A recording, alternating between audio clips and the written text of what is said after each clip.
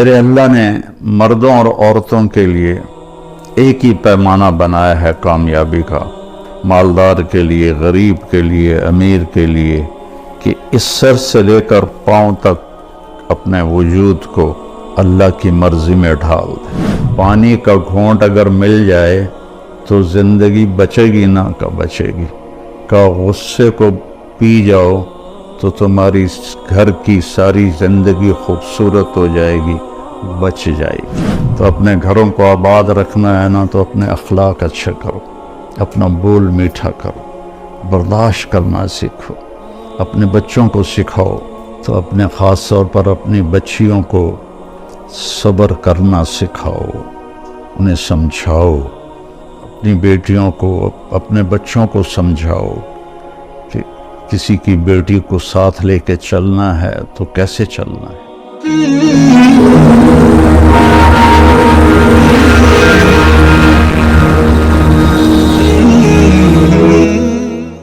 جس نے ہمیں پیدا کیا ہے، جو ہمیں موت دیتا ہے،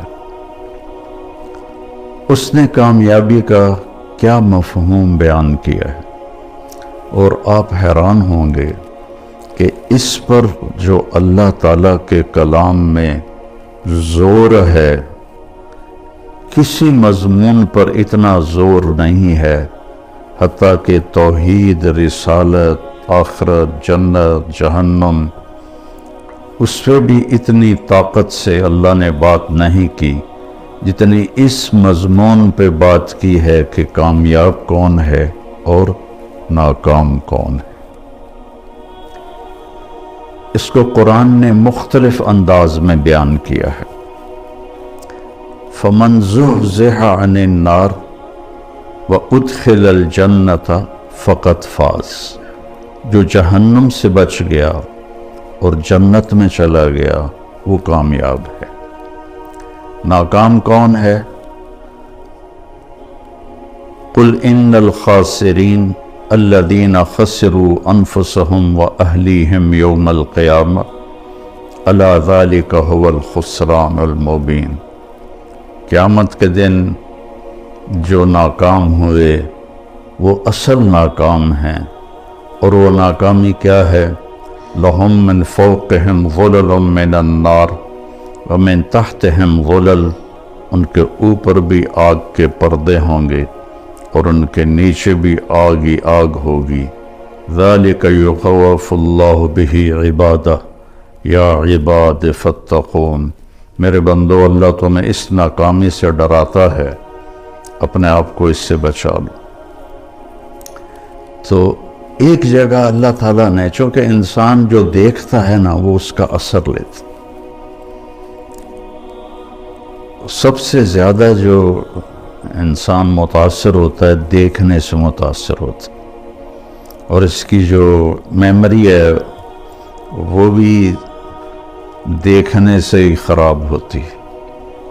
اب اندھوں کو دیکھو، ان کی اتنی زبردست میموری ہوتی ہے۔ میرے بھائی کا پوتا ہے، وہ پیدائشی نابینا ہے، صرف ہم اس کو ہاتھ لگاتے ہیں تو وہ بتا دیتا ہے کون ہے۔ وہ اپنے دادا کو کہتا ہے مٹھو دادا، اور میں ہاتھ لگاؤں تو مجھے کہتا ہے بڑے دادا۔ کوئی نوکر ہاتھ پکڑ لے تو اس کا نام بتا دیتا ہے۔ تو انسان دیکھنے سے اثر لیتا ہے، اتنی بڑی گاڑی، اتنا بڑا کاروبار، اتنا بڑا بیلنس، اتنے زیور اور اتنے یہ اتنے وہ، تو ایک حسرت پیدا ہوتی ہے۔ تو اللہ اس سے آگے دکھانا چاہتا ہے، وہ ہے آخرت۔ آج ہم گئے تھے عثمان خان کی قبر پر، پھر روحان خان کی قبر پر، پھر اس کے بیٹے مراد اول کی قبر پر، پھر اس کے بیٹے بایزید کی قبر پر، پھر اس بایزید کے بیٹے تو گم آ گئے تھے، تو اس کے بعد اس کے پوتے مراد ثانی کی की कब्र पर फिर वहाँ खामोशी के सिवा कुछ भी नहीं था, और क्या इनके डंके बजते थे, और दुनिया की सबसे बड़ी हुकूमत के ये मालिक थे।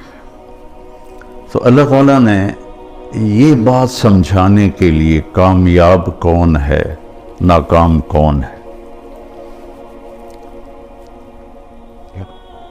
इसके लिए जो तर्ज इख्तियार किया है। अब हमारे माहौल में है, जब हम हमारी बात में हम वज़न पैदा करना चाहें तो हम कसम उठाते हैं, अल्लाह की कसम, और कहीं जब झगड़े होते हैं तो उसमें भी वो कसम उठवाते हैं कि आप कसम उठाएं। वो झूठी भी उठा दे तो उसको छोड़ देते। और हमारे पंजाब में, हमारे मुल्क में, जो कि झूठ बहुत बोला जाता है, तो एक और रिवाज है कि हमें इसकी कसम का एतबार नहीं, इसकी जगह फलां आदमी कसम उठाए तो फिर हम मानेंगे। तो कसम से वो बात मजबूत हो जाती है, वज़नी हो जाती है।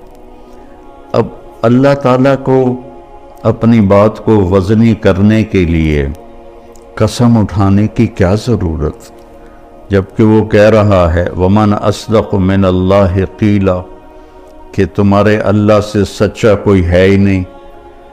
और शुरू में ही अलिफ लाम मीम ज़ालिकल किताबु ला रैब फ़ीह,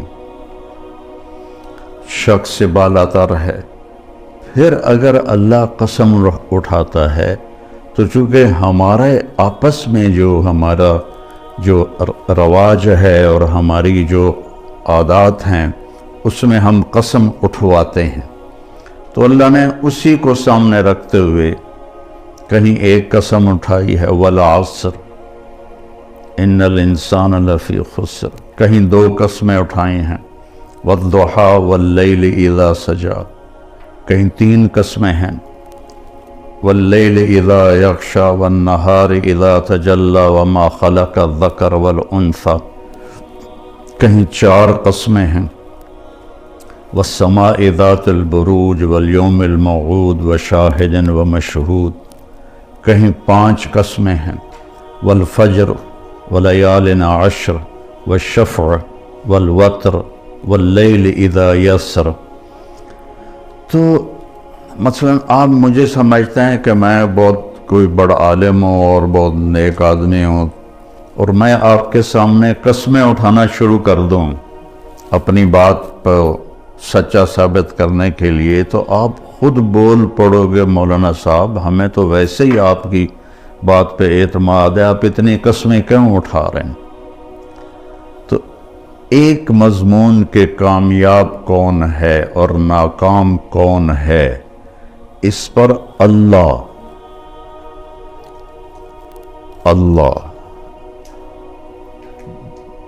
जिसकी ना इब्तिदा है ना इंतहा है, उसका अव्वल कोई नहीं, उसका आखिर कोई नहीं, वो किसी ज़माने में नहीं है, किसी जगह में नहीं है। अल्लाहु ला इलाहा इल्लाहु, ये दावा है कि अल्लाह एक अकेला है, माबूद उसके सिवा कोई नहीं। आगे उसकी सारी दलीलें हैं कि तो फिर वो कैसा है, तो कहता ला ताख़ुज़ुहु सिनतुन वला नौम, वो सोने से पाक है, वो ऊँघने से पाक है। लहू मा फिस समावाति व मा फिल अर्द, उसकी हुकूमत पूरी कायनात पर है। और कैसा है, मंज़ल्लज़ी यशफ़अु इंदहु इल्ला बिइज़्निह, कोई उसके सामने दम नहीं मार सकता उसकी इजाज़त के बगैर। और कैसा है, यअलमु मा बैन ऐदीहिम व मा खल्फ़हुम, पूरी कायनात उसके सामने है। آگے جو ہونے والا ہے وہ بھی جانتا ہے، پیچھے جو ہو گیا وہ بھی جانتا ہے۔ ہماری طرح فائلیں کی ضرورت نہیں، کوئی کمپیوٹر کی ضرورت نہیں ہے۔ کل صغیر و کبیر مستطر، ہر چھوٹے سے چھوٹی چیز اس کی بارگاہ میں لکھی جا رہی ہے۔ اور اللہ کہے گا اقرأ کتابک کفی بنفسک اليوم علیک حسیبا، یہ پڑھ، یہ تیرا پیپر ہے، تیری اپنی زندگی کی پوری کتاب ہے، اور اس میں کوئی ایک لفظ کی کمی زیادتی نہیں ہے۔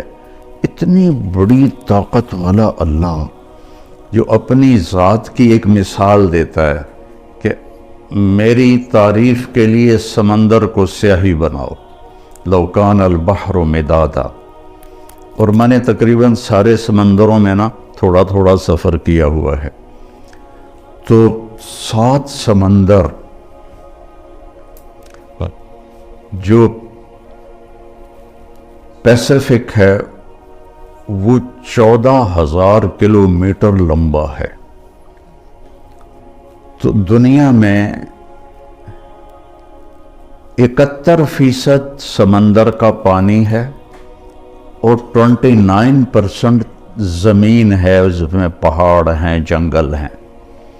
اور اللہ کہتا ہے سارے کو سیاہی بناؤ، اور پھر میں تمہارے ہاتھ میں یہ جتنے درخت ہیں، آپ نے دیکھا کتنے درخت ہیں، کہ ان کو میں قلم بنا کے تمہارے ہاتھ میں پکڑا دیتا ہوں اور اس پر اپنا علم دیتا ہوں، پھر تمہیں کہتا ہوں میری تعریف لکھو۔ تو تم سارے انسان، سارے جنات، سارے نبی، سارے رسول، سارے فرشتے، جبریل، میکائیل، عزرائیل، اسرافیل، عرش کے فرشتے، مقرب فرشتے، اور سب سے بڑے رسول نوح علیہ السلام، ابراہیم علیہ السلام، موسیٰ علیہ السلام، عیسیٰ علیہ السلام، اور سارے رسولوں کے سردار محمد الرسول صلی اللہ علیہ وسلم، یہ سارے اکٹھے ہو کے میری تعریف لکھیں تو ایک وقت ایسا آئے گا سمندر خشک ہو جائیں گے، تمہارے قلم ٹوٹ جائیں گے، اور تیرے رب کی تعریف ختم نہ ہوگی، چاہے اتنے سمندر اور لے کر آؤ، پھر اتنے اور لے کر آؤ، پھر اتنے اور لے کر آؤ۔ کیوں؟ کہ جتنا بھی لے کر آئیں اس کی ایک لیمٹ ہے، اور اللہ تو لیمٹ سے بالا تر ہے، اس کے تو کوئی لیمٹ کوئی نہیں۔ یہ واحد سفر ہے اللہ کی تلاش کا، جس کی کشش ختم نہیں ہوتی، چونکہ جتنا اللہ کی طرف بڑھتا ہے اتنا اپنے آپ کو ادھورا محسوس کرتا ہے۔ جیسے کوئی آدمی صحرا میں سفر کر رہا ہو تو کوئی ریفرنس نہ ہو، تو وہ جتنا بھی سفر کرتا ہے وہ کہتا پتہ نہیں میں کدھر ہوں، میں کہاں پہنچا ہوں، کچھ پتہ کوئی نہیں۔ ایک چھوٹے سے صحرا میں بغیر ریفرنس کے وہ بالکل ایسے ہو جاتا ہے۔ تو اللہ کی ذات کو کس طرح کوئی بیان کرے اور کیسے کوئی بیان کرے؟ جب وہ اس کی طرف بڑھتا ہے تو کروڑوں سال کی زندگی کے بعد بھی کہتا ہے میں تو ابھی ایک قدم بھی نہیں چلا۔ اب یہ اللہ 11 قسمیں اٹھائے تو آپ کا کیا خیال ہے؟ 11 قسمیں، 10 اور 1 11 قسمیں اس پہ اٹھائے کہ کامیاب کون ہے، ناکام کون ہے، تو اس مضمون میں کتنی طاقت پیدا ہو جائے گی۔ والشمس والضحاها 2، والقمر اذا تلاها 3، والنہار اذا جلاها 4، واللیل اذا یغشاها 5، والسماء وما بناها 6 اور 7، والارض وما طحاها 7 اور 8، ونفس وما سواها یہ 9 اور 10 اور 11، فألہمها فجورها وتقواها قد افلح من زکاها وقد خاب من دساها۔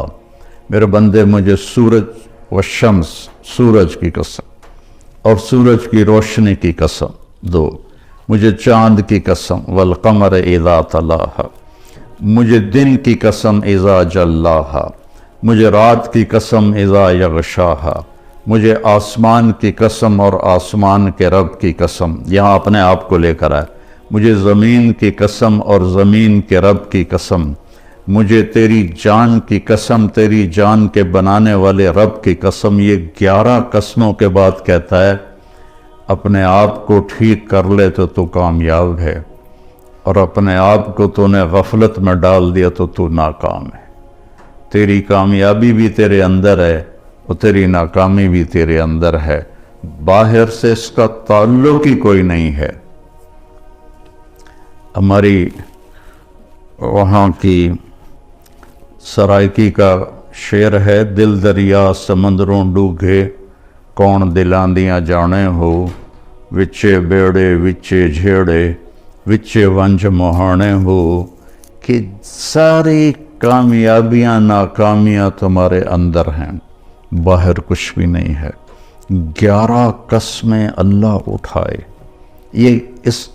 اس کا سکیچ مجھے یوں نظر آتا ہے کہ اللہ کہتا ہے میرا بندہ وَالشَّمْسِ وَضُحَاهَا، مجھے سورج اور اس کی روشنی کی قسم، کامیابی تیرے اندر ہے، ناکامی تیرے اندر ہے، مانتے ہو؟ کہتا دل نہیں مانتا۔ ادھر تو بڑی بڑی گاڑیوں والے ہیں اور آئے تھے وہ فیکٹریوں میں کام کرنے، اور وہ بڑے بڑے نواب بنے بیٹھے ہیں، دل نہیں مانتا۔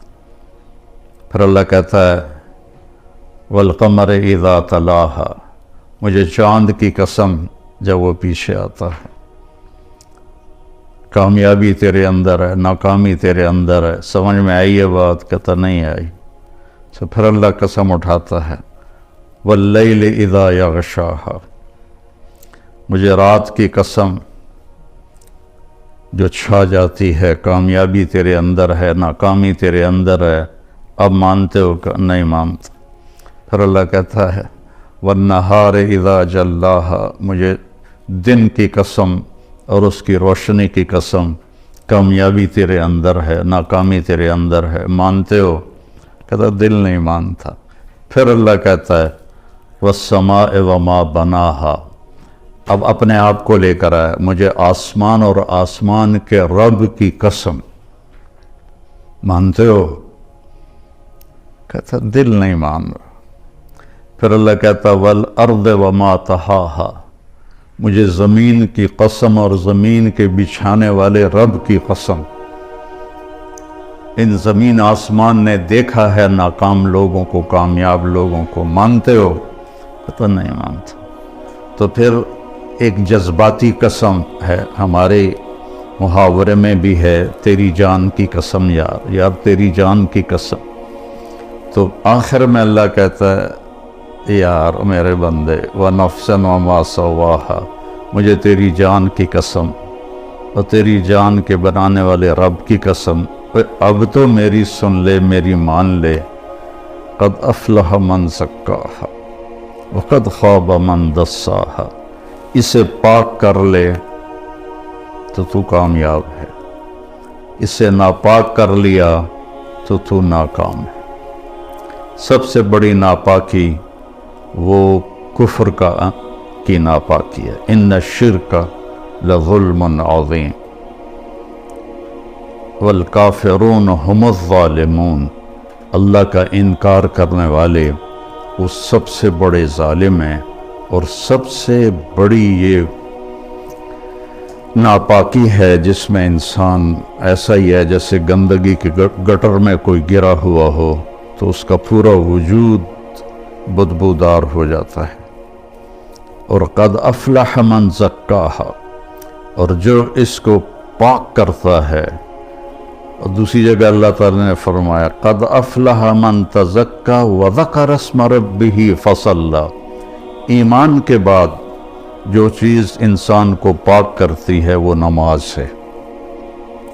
ایمان کے بعد جو چیز انسان کو پاکیزہ بناتی ہے وہ نماز ہے۔ اللہ تعالیٰ نے کچھ 700 دفعہ قرآن میں مختلف انداز میں نماز کا ذکر کیا ہے۔ اقیموا الصلاۃ وآتوا الزکاۃ 10 دفعہ تو یہ آیا ہے، 68 دفعہ لفظ صلاۃ قرآن میں آیا ہے، اور 700 دفعہ قرآن میں نماز کا ویسے ذکر آیا ہے، والقانتین والقانتات، اس سے نماز مراد ہے۔ تو ایمان کے بعد سب سے بڑی جو چیز ہے وہ سجدہ ہے، جو انسان کو پاکیزہ بناتا ہے۔ تو یہ کامیابی آپ موت کے وقت ساتھ لے کر جائیں گے۔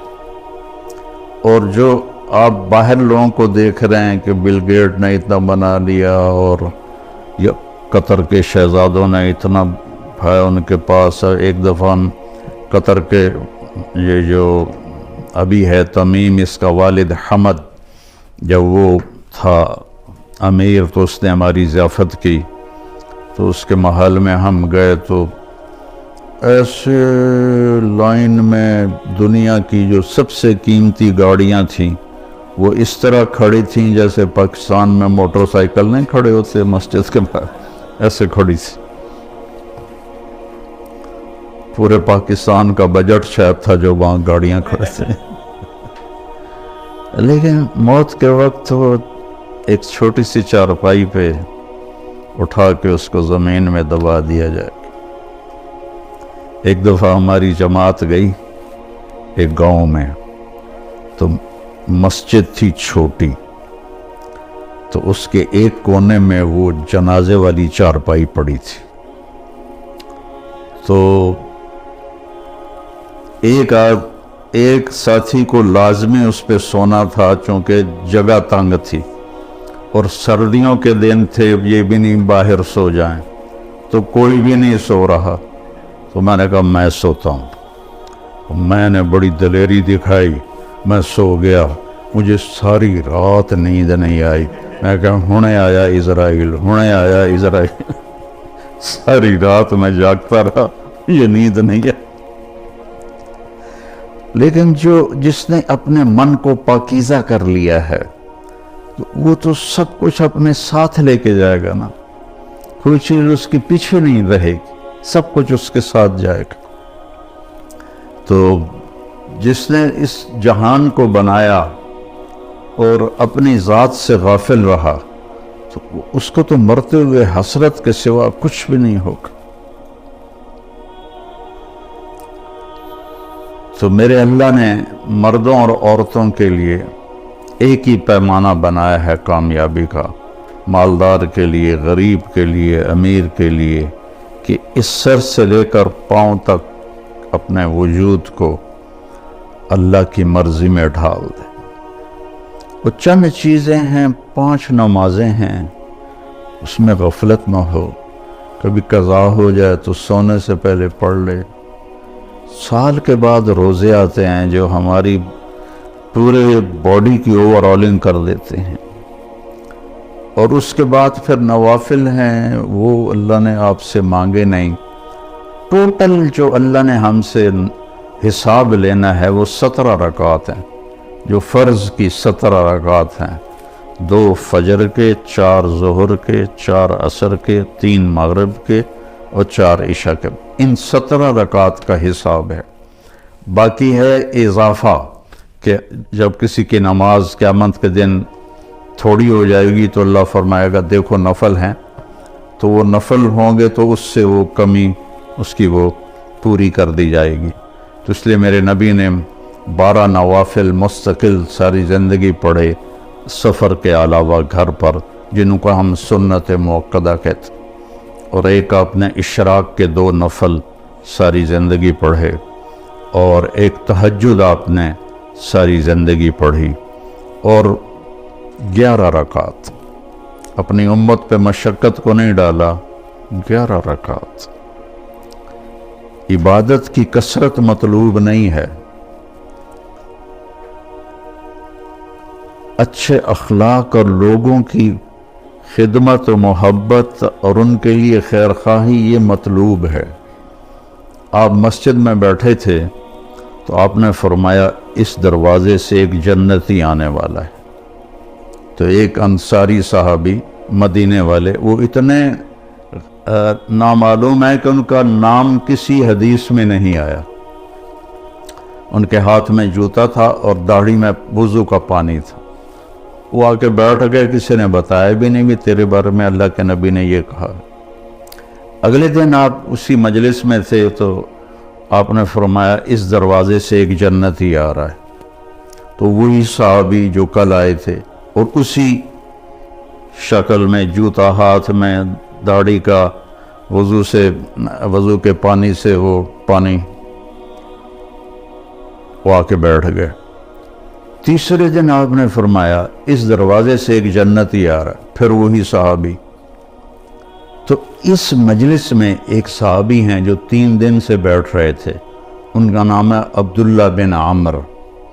تو جتنے صحابہ میرے نبی کے تھے 1.5 لاکھ یا 2 لاکھ، کوئی کسی نے گنے تو ہے نہیں، اندازہ ہی ہے. ان تمام صحابہ میں یہ سب سے زیادہ عبادت کرنے والے تھے. ان سے زیادہ کوئی عبادت والا نہیں تھا. ساری رات تہجد پڑھتے تھے، سارا دن روزہ رکھتے تھے، اور 24 گھنٹے میں ایک قرآن ختم کرتے تھے. یہ کسی میں طاقت نہیں تھی. ان کے باپ نے شادی کی تو بیگم سے کہنے لگے میں 2 نفل پڑھ لوں، اور نماز کی نیت باندھی اور چل سو چل. کئی گھنٹے گزر گئے تو اس کی بیگم نے کہا اس کو تو لگتا ہے میرا خیال ہی کوئی نہیں. اس نے بھی وضو کیا اور اس نے بھی پیچھے نماز کی نیت باندھ لی. تو جب صبح فجر کے بعد باپ نے پوچھا عمر بن عاص رضی اللہ عنہ، بیٹا رات کیسے گزری؟ کہا جی الحمدللہ نفلوں میں گزری. کو تیرا ستیہ ناس ہو، میں نے تیری شادی اس لیے کی تھی کہ تیری رات نفلوں میں گزرے. جا کے اللہ کے نبی کو شکایت کی انہوں نے کہ اس کا یہ حال ہے. تو وہ اس لیول کی ان کی عبادت تھی. تو ان کو خیال آیا یہ مجھ سے زیادہ عبادت کرتا ہے. 24 گھنٹے تو سارے میں نے فل کیے ہوئے ہیں، تو اس کے 25 گھنٹے ہیں، تو میں دیکھوں گا وہ کیا کرتا ہے. تو اگلے دن وہ ان کے پاس چلے گئے اور کہنے لگے چچا جان میرے ابا مجھ سے ناراض ہیں، تو میں 2-3 دن آپ کے پاس گزار لوں؟ ان کا بیٹا بالکل ضرور آ جاؤ. تو وہ اب عشاء کے بعد وہ جلدی سے انہوں نے چادر اوپر لی اور اس میں تھوڑا یوں سوراخ بنا کے نا ان کو دیکھنے لگے کہ اب یہ کیا کرشمہ کرتے ہیں. وہ ساری رات کا لمبا سجدہ کریں گے یا ساری رات کا رکوع کریں گے یا ساری رات روتے رہیں گے، کیا کریں گے؟ تو ایسے دیکھ رہے.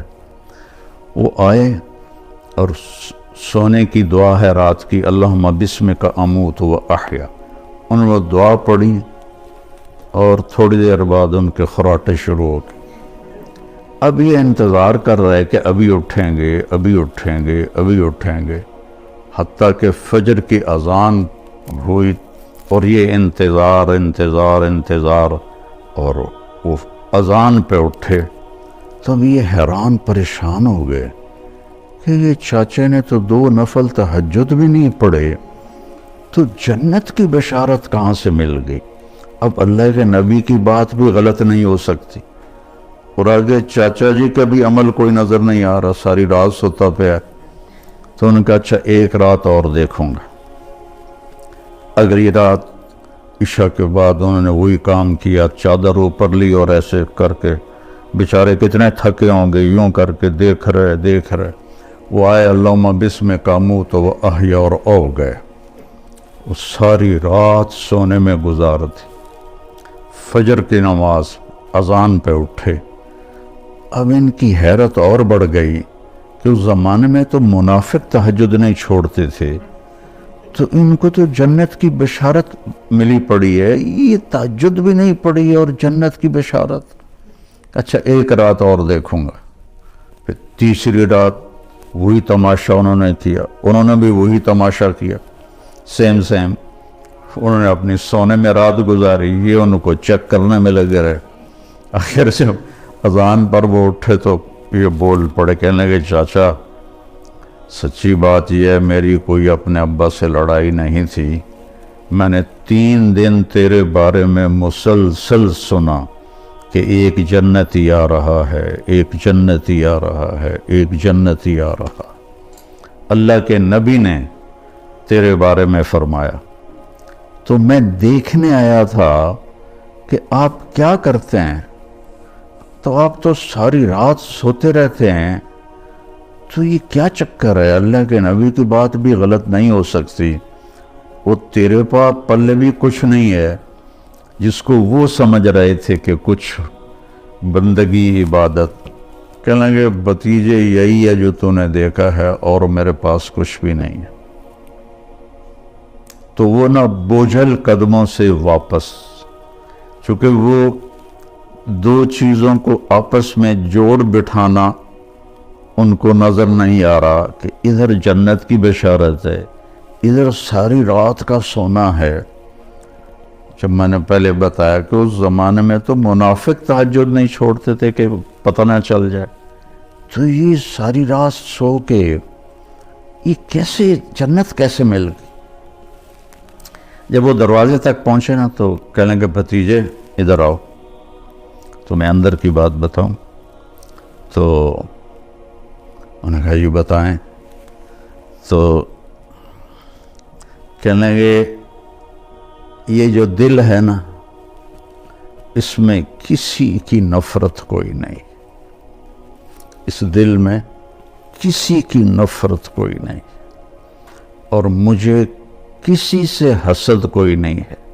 اللہ جب کسی کو کوئی نعمت دیتا ہے تو مجھے کبھی حسد نہیں ہوا، اور اس زبان سے میں نے کبھی کسی کو تکلیف نہیں پہنچائی۔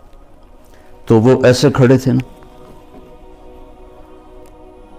تو ان کا جو حدیث میں تو یہ ایکشن نہیں ہے، لیکن تھوڑا عربی سے مناسبت کی وجہ سے جو ان کا جو باڈی ریاکشن ہوا وہ میں آپ کو دکھانا چاہتا ہوں۔ تو وہ کہنے لگے ہوا ہوا، اچھلے اگو یہ پھٹا تھوڑا نہیں تو میں ڈہ نہ پاؤں، تو کہنے لگے ہوا ہوا، کہنے یہی ہے یہی ہے، اور آگے کہنے لگے یہ ہمارے بس میں نہیں ہے۔ تو اللہ کے بندوں سے دل صاف رکھنا۔ اپنے گھروں میں اگر آپ کئی میاں بیوی آئے ہوئے ہیں، اپنے گھروں میں خوشی دیکھنا چاہتے ہو تو وہ پیسے سے نہیں آئے گی، وہ آپ کے اچھے اخلاق سے آئے گی، آپ کے اچھے رویے سے آئے گی، برداشت کرنے سے آئے گی۔ ایک دوسرے کی برداشت کرنے سے آپس میں محبتیں قائم ہوتی ہیں، چیزوں سے نہیں۔ دو واقعات میرے ساتھ اوپر نیچے پیش آئے۔ ایک دوست کے ہاں میرا بیان تھا مسورات میں، تو بیان کے بعد انہوں نے مجھے کہا کہ ایک میرے دوست کی بیگم ہے، آپ سے ملنا چاہتی ہیں، انگلینڈ میں رہتے ہیں، اور وہ جو خود تھے میرے دوست وہ بھی بلینئر تھے۔ تو مجھ سے کہنے لگے کہ میرے جیسے 200 اس کی جیب میں آ جائیں گے، اتنا مالدار ہے وہ، میرے جیسے 200 اس کی جیب میں آ جائیں گے۔ سو میں نے کہا بلا لو۔ تو وہ آئیں اور تھوڑی سی بات کے بعد انہوں نے رونا شروع کر دی۔ کہنے لگے لوگ سمجھتے ہیں میں بڑی خوش قسمت ہوں، بہت بڑے مالدار کی بیگم ہوں، لیکن میں اس دولت کو کیا کروں، میرے خاوند کا رویہ ہی ٹھیک نہیں ہے۔ لوگ میری گاڑی دیکھتے ہیں، میرے کپڑے دیکھتے ہیں، لیکن میرا دل تو اللہ ہی دیکھتا ہے، اور تو کوئی نہیں دیکھتا۔ میرے خاوند کا جو سرد رویہ ہے اس نے میری زندگی حرام کر دی۔ چند دن کے بعد میں کراچی جا رہا تھا، تو مجھے دیکھ کر ایک نوجوان میرے پاس آ گیا، کہنے لگا مولانا آپ سے ایک بات کرنی کہ اللہ نے مجھے سب کچھ دیا ہے، دولت بھی ہے، عزت بھی ہے، سب کچھ ہے، لیکن میں اپنی بیوی سے اتنا تنگ ہوں، اگر میرے بچے نہ ہوتے تو میں اس کو طلاق دے دیتا۔ اس کی زبان 30 فٹ لمبی ہے۔ میں کیا رکھ دی کتنے 3 فٹ جڑے کہ اس کی زبان 30 فٹ لمبی ہے۔ تو یہ دو تصویر کے رخ ہیں، ایک خامند کی بد اخلاقی سے عورت رو رہی ہے، اور ایک جگہ عورت کی بد اخلاقی سے خامند رو رہا، اور وہ کہہ رہا ہے بچے نہ ہوتے تو میں طلاق دے دیتا۔ تو اپنے گھروں میں اگر آپ خوشی دیکھنا چاہتے ہیں تو اپنی زبان کا بول میٹھا کریں اور ایک دوسرے کی برداشت کرنا سیکھیں۔ میرے نبی کا فرمان ہے، سب سے بہترین گھونٹ اور سب سے میٹھا گھونٹ جو انسان پیتا ہے وہ غصے کا گھونٹ ہے جس کو وہ پی لیتا ہے۔ اچھا، غصے کو پینے سے کیوں تشبیہ دی؟ برداشت کرنا نہیں کہا، پینے سے، کہ عرب میں پانی کوئی نہیں، اور پانی کے پیچھے 3 دن کا سفر کر کے وہ مشکیزوں میں پانی بھر کے لاتے ہیں، تو پانی کی حفاظت وہ اپنی جان سے بھی زیادہ کرتے ہیں، تو ایک گھونٹ کے لیے بھی وہ ترستے ہیں۔ تو میرے نبی نے تشبیہ دی غصے کے برداشت کرنے کو پانی سے، کیونکہ پانی کا گھونٹ اگر مل جائے تو زندگی بچے گی نہ کہ بچے گی، کہ غصے کو پی جاؤ تو تمہاری گھر کی ساری زندگی خوبصورت ہو جائے گی، بچ جائے گی۔ اور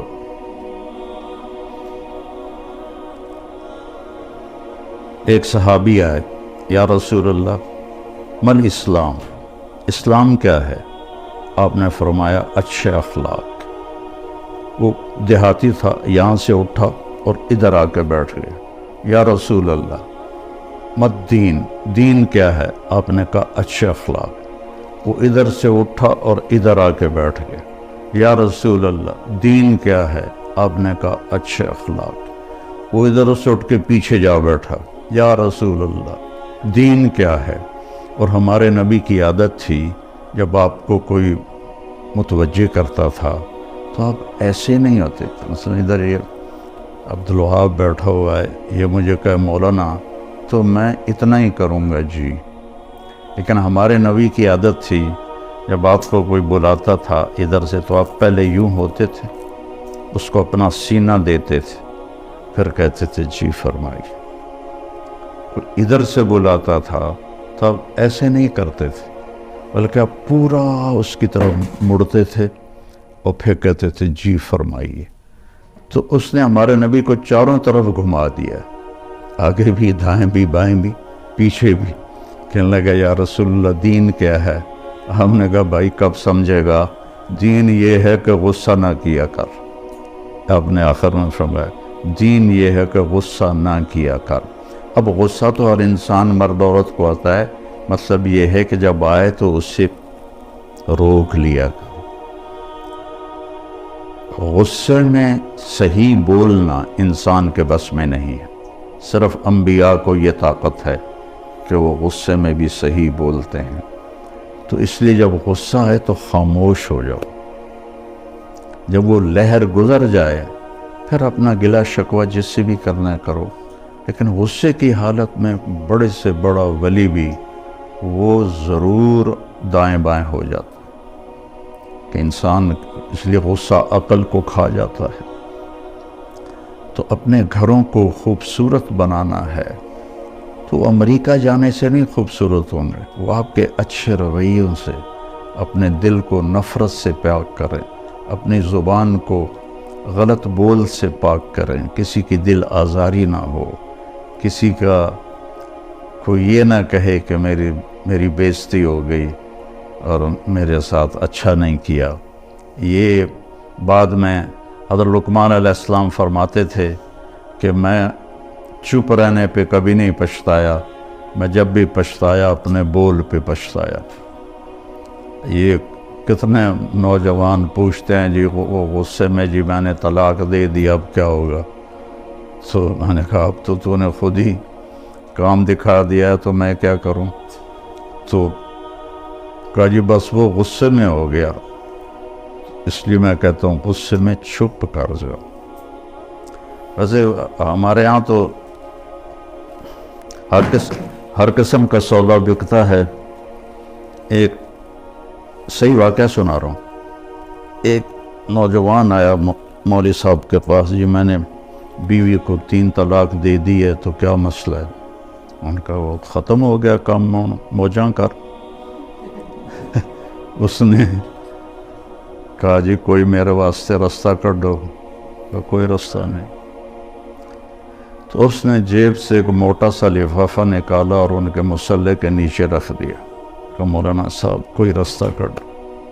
کہنے لگے چلو سوچنے ہیں کی آکھیا سی تو کہ جی میں آکھیا سی تین 3 طلاق، کہ الحمدللہ نہیں ہوئی۔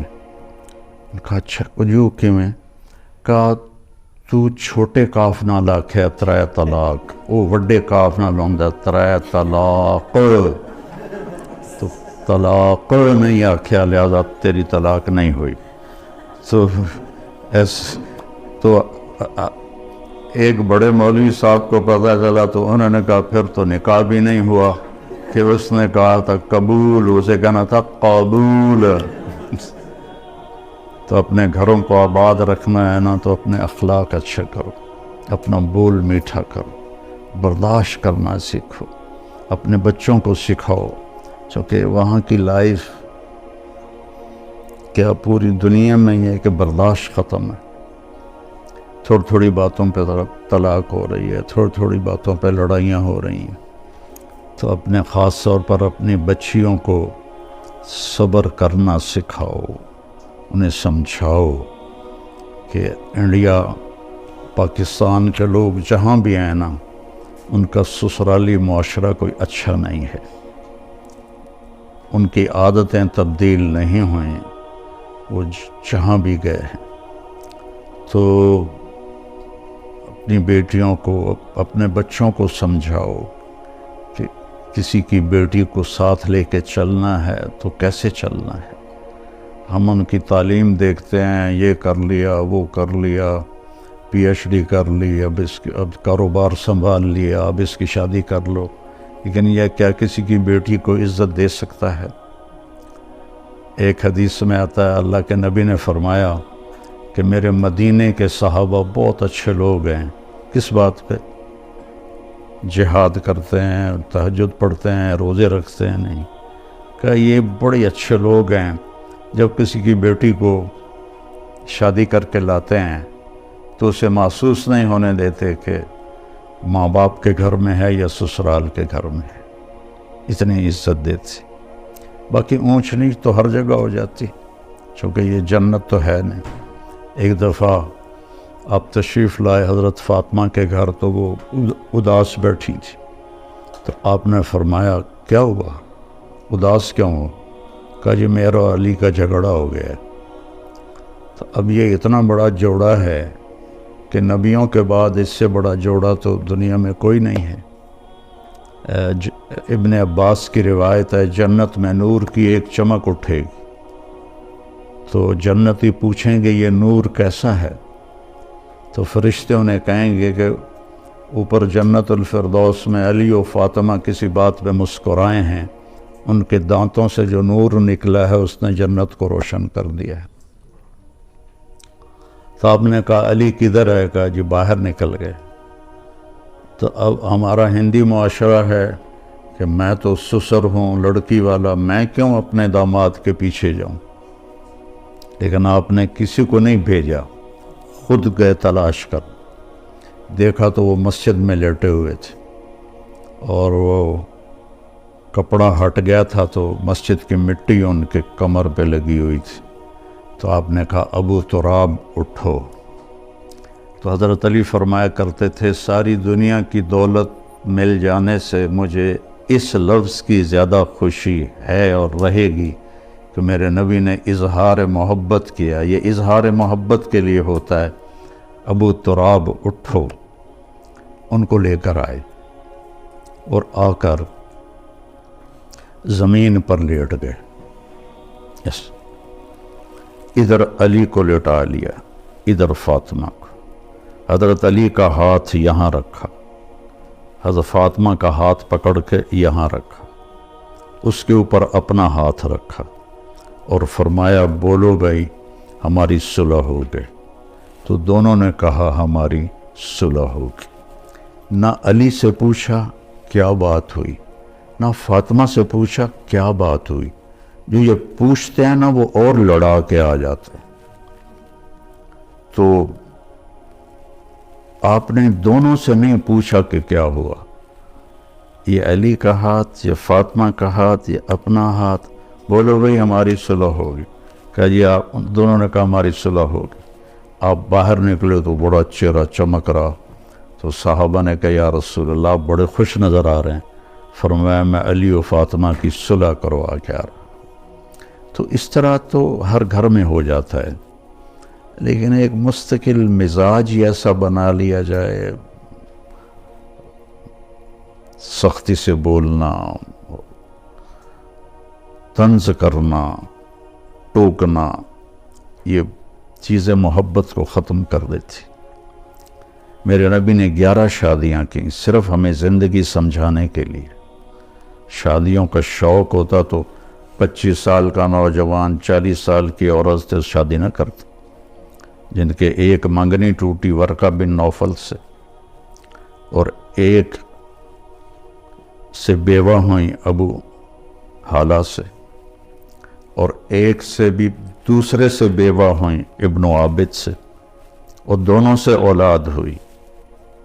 اور آپ 25 سال کے دنیا کے حسین ترین نوجوان اور 40 سال کی عورت سے آپ جو 2 دفعہ بیوہ ہو چکی ہے اس کے ساتھ آپ نے شادی کی، اور زندگی کے 25 سال اس ایک عورت کے ساتھ گزار دی. جب 50 سال کی عمر ہوئی تو 10 شادیاں کی. آپ نے کہا میں نے جب بھی شادی کی پہلے میرے اللہ کا حکم آیا. تو ہمیں زندگی سمجھانے کے لیے کی کہ عورت کے ساتھ زندگی کیسے گزاریں، اور عورتوں کو سمجھایا کہ اپنے خاوند کے ساتھ زندگی کیسے گزاریں. تو اللہ ہمیں اچھے اخلاق کی توفیق دے، اس کی نیت فرمائیں. تبلیغ میں تھوڑا وقت دیا کریں، آپ کو بہت فائدہ ہوگا انشاءاللہ. السلام علیکم.